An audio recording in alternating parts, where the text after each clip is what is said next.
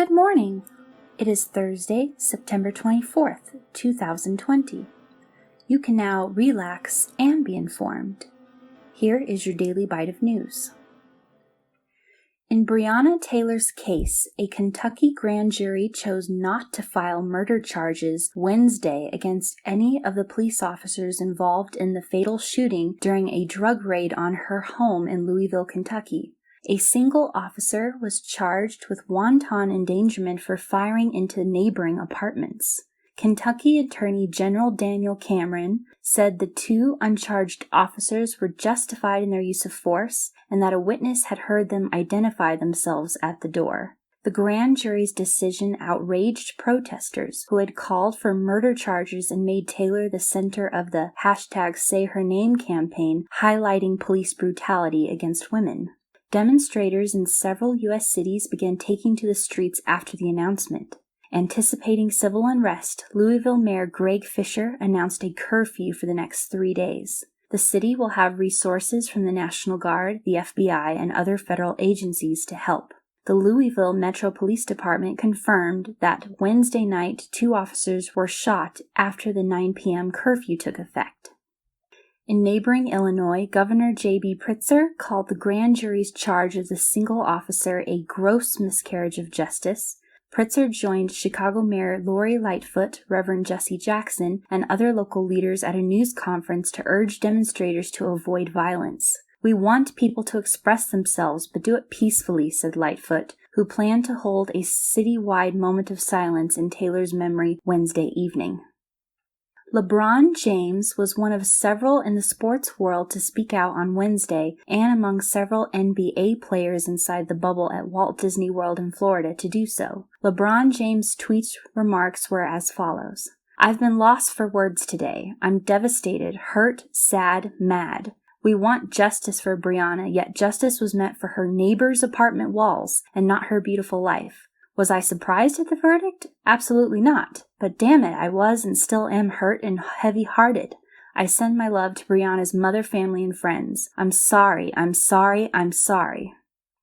In Florida, the nation's biggest swing state, Republican Governor Ron DeSantis proposed controversial legislation that targets participants in violent or disorderly protests. The proposals, meant to rally law and order voters ahead of the election, would make disorderly assemblies a third-degree felony. Organizers could be held accountable for demonstrations that turn violent. Yet drivers would be off the hook if they hurt or kill a protester with their vehicles while fleeing from what the legislative outline described as a mob. The issue will come up in the first presidential debate on September 30th.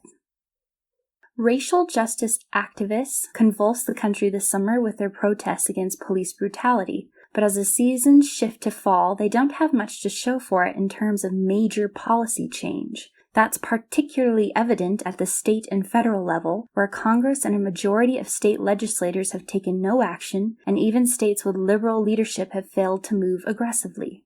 Activists tracking bills in state legislatures attribute the inaction to 2 factors: pushback from powerful police unions and poor timing. Even in liberal California, a state where Democrats control all the major levels of government, the most ambitious bills introduced in the wake of Floyd's death failed to make it through the legislative session that ended.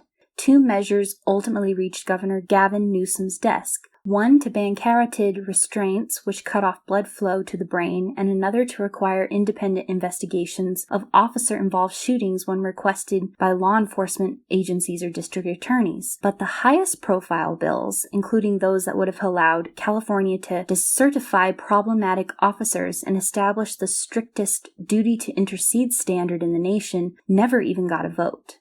The most contentious fight proved to be over decertification, a process that would prevent officers who've committed serious offenses from returning to work in departments. State Senator Steve Bradford of Los Angeles County, who authored the bill, said that in spite of a vocal outpouring of support for police reform from lawmakers, the possible political ramifications of voting against law enforcement proved to be a barrier for many. Colorado State is among the few that have passed a sweeping reform package this year, with Governor Jared Polis signing legislation that would end qualified immunity, which protects officers from liability for constitutional violations that don't break clearly established law. The Denver Post reported last month that more than 240 police officers statewide had resigned or retired since the bill was signed in June, though it was unclear how many departures were directly related to the new law. After a week of very little progress, firefighters gained real ground on Tuesday night against what has become the third largest fire ever in Los Angeles, California, the Bobcat Fire, which is 38% contained by Wednesday morning. Still, the Bobcat Fire remains a massive blaze. As a result, 100 wildland firefighters were brought in from 22 states across Mexico to assist. The Creek Fire has now become the largest single fire in California history. It is only 32% contained. Hurricane Paulette, which made landfall on September 14th in Bermuda, regenerated Tuesday. The National Weather Service said on Twitter, "Because 2020, we now have zombie tropical storms. Welcome back to the land of the living, Tropical Storm Paulette." As Paulette was weakening, Hurricane Teddy was moving toward Canada, with a predicted landfall in Nova Scotia early Wednesday. The large and powerful storm was causing dangerous rip currents along the U.S. East Coast. Meanwhile, the remnants of Tropical Storm Beta left large portions of Houston underwater. Flood advisories are posted along a 500-mile stretch of the Gulf Coast near Corpus Christi, Texas, all the way to New Orleans. This storm is barely moving. It's been raining nonstop since late Monday. China is continuing to invest in detention camps in Xinjiang, predominantly a Muslim region, according to a new research report. At least 61 suspected detention facilities showed signs of new construction between July 2019 and July 2020, the Australian Strategic Policy Institute, or ASPI, said in a report released Thursday. Some 14 such centers were still under construction this year after Xinjiang authorities said that all detainees had graduated. About half of the recently expanded camps had greater security features, suggesting a shift towards more prison-style facilities from lower security re-education centers.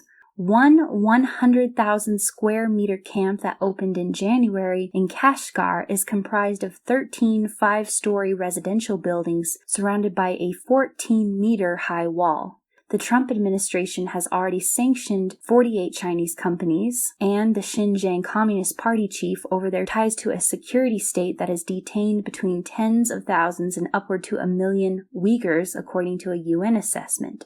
Current and former suppliers to major international clothing brands including Ralph Lauren, Tommy Hilfiger, and Nike have been hit by sanctions. French President Emmanuel Macron on Tuesday called on the United Nations to lead a mission to China to inspect human rights practices in the region. Chinese state media and diplomats have frequently attacked the credibility of ASPI. ASPI was established by the Australian government in 2001 and has disclosed additional funding from global defense contractors and Western diplomatic missions. The latest report was partially funded by a research grant from the U.S. State Department.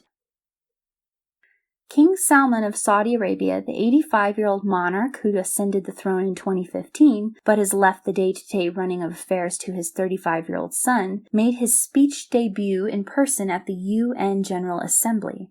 The king extolled Saudi Arabia's donations to humanitarian causes, which he said had totaled more than $86 billion to 81 countries over the past 3 decades. He then pivoted to denounce what he called the forces of extremism and chaos in the Middle East, singling out Iran.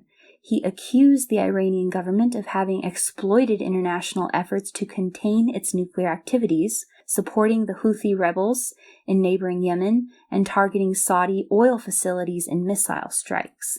The king also expressed support for the Trump administration's effort in the Israeli-Palestinian conflict, but he conspicuously said nothing about the possibility of establishing diplomatic relations with Israel, as done in recent weeks by 2 close Saudi regional allies, the United Arab Emirates and Bahrain. The king said nothing negative about Saudi Arabia's own military in the Yemen conflict, a quagmire that the United Nations has called the world's worst humanitarian disaster. He also made no mention of Saudi Arabia's human rights record, its extensive use of capital punishment, and the targeting of dissidents, including Jamal Khashoggi, the Washington Post columnist who was killed and dismembered by Saudi agents in Turkey 2 years ago. The king's sentiments were basically the opposite of those expressed a day earlier by President Hassan Rouhani of Iran, who portrayed his country as a peace-loving force for good in the region and the world. Alexander Lukashenko was sworn in for the 6th term as president of Belarus in a secret ceremony on Wednesday, and used the occasion to declare victory over protesters who had gathered in large numbers for more than a month to contest a re-election that they called fraudulent. Overall, more than 10,000 people had been arrested during the protests. Hundreds more had been tortured, particularly in the early days of the demonstrations, according to the United Nations. The inauguration, which would typically be announced in advance as a major state occasion and by law must be broadcast live on television, was conducted under wraps at the Independence Palace. An opposition leader, Pavel Latushko, denounced the president's move and called on the public to immediately start a civil disobedience campaign. And Svetlana Tikhanovskaya, Mr. Lukashenko's main opponent in the election, denounced the ceremony as a farce and said in a statement that she was the only leader that was elected by the Belarusian people. President Trump nominated Alan Robert Sousa on Wednesday to serve as the Inspector General of the intelligence community, succeeding a former official who played a role in revealing the Ukraine whistleblower complaint that prompted impeachment proceedings and was later fired. The new nominee, Sousa, who must be confirmed by the Senate, is a senior intelligence official on the National Security Council staff who previously served on the intelligence staff of Representative Devin Nunes, Republican of California and one of the president's fiercest supporters on Capitol Hill. Before working on the National Security Council staff, Mr. Sousa was the Minority Staff Director and General Counsel for the House Intelligence Committee, for which Mr. Nunes leads the Republican minority. Mr. Nunes has helped place members of his staff in key national security and intelligence jobs in the Trump administration. The appointment of more of Mr. Nunes' aides to the senior positions inside the office of the Director of National Intelligence will most likely be seen by critics as a further politicization of the office. California Governor Gavin Newsom signed an executive order on Monday that aims to ban the sale of new internal combustion engine cars in the state by 2035. The order directs the California Air Resources Board to develop a phase-out plan that would require 100% zero-emissions personal use and dry-age vehicles by 2035, and as many medium-duty and heavy-duty vehicle applications deemed feasible by 2045. Pull away from the gas pumps, Newsom said. Let us no longer be victims of geopolitical dictators that manipulate global supply chains and global markets.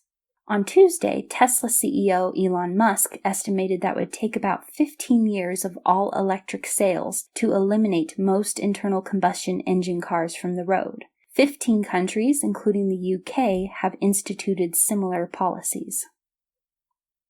Australian rescuers were desperately working to save a large pod of beached pilot whales on Wednesday, bringing the estimated total to now nearly 500. Of those found, 380 had died, making this the largest mass stranding event ever recorded in the country. We'll continue to work to free as many of the animals as we can, said Marine Conservative Program wildlife biologist Chris Carlin.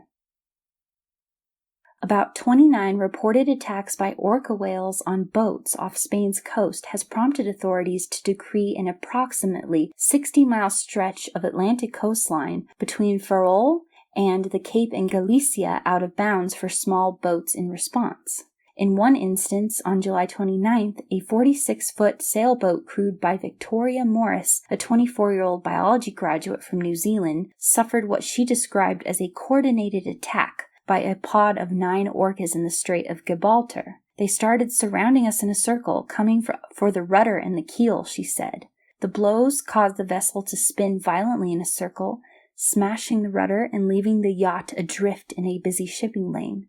The attack lasted an hour, and the crew was eventually rescued after finally getting help from the Coast Guard. No one can be sure what caused the incidents or even if the same pod is behind the attacks. in Galicia and southern Spain, although this is a possibility given that the orcas are known to migrate. One theory is that the return of noisy motors to the seas after months of silence in many areas due to Spain's long lockdown may have annoyed some orcas. Ruth Estevan, a marine biologist, says acoustically the animals must have noticed the lockdown. It must have been a deep silence for them. Well, that concludes our news for today. If you would like to learn more about any of these topics, please see our description below for sources. Subscribe if you'd like to receive a daily news update. Thank you so much for listening. Be relaxed, be informed, be connected.